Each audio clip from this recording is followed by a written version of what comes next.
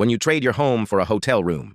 We were halfway through our Sunday brunch when my wife, Chloe, set her mimosa down with a sharp clink. She looked at our neighbors, Mark and Sarah, then back at me, with this weird glassy look in her eyes. "We should do a trade," she said, her voice way too casual. "Just for the summer.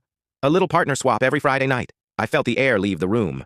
Mark didn't even look up from his eggs, but Sarah. I saw her knuckles turn white as she gripped her fork. Chloe leaned over and whispered in my ear, "Don't be a prude, Justin. Besides, I already know you like the way Sarah looks in that sundress." It felt like a trap, but I said fine. I wanted to see how far she'd go. The first Friday, Chloe spent 2 hours on her hair. She wore a perfume I hadn't smelled in years, the one she saved for special occasions. When Mark's truck pulled into the driveway, she didn't even say goodbye. She just ran. I took Sarah to that little Italian place on 5th. She was quiet, almost trembling. I bought her yellow dahlias because I remembered her saying they were her favorite. Her eyes welled up immediately. "Mark hasn't bought me flowers since our honeymoon," she whispered.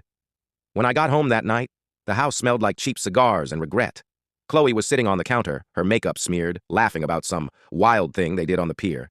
She kept describing it, every single detail, trying to make me jealous. But while she was talking, I was looking at my phone. Sarah had just texted me a photo of the flowers on her nightstand with a simple, "Thank you for actually listening to me." By week 6, the game changed. Chloe came home ready to brag again, but I was already packed. She started her usual routine. "Oh, Mark is so much more adventurous than you," but I just held up my phone. I showed her the security footage from our Ring camera, from 2 months before she ever suggested the swap. It showed her and Mark sneaking into our house while I was at the gym. "You didn't want a game, Chloe," I said, my voice steady. "You wanted a permission slip. But here's the thing.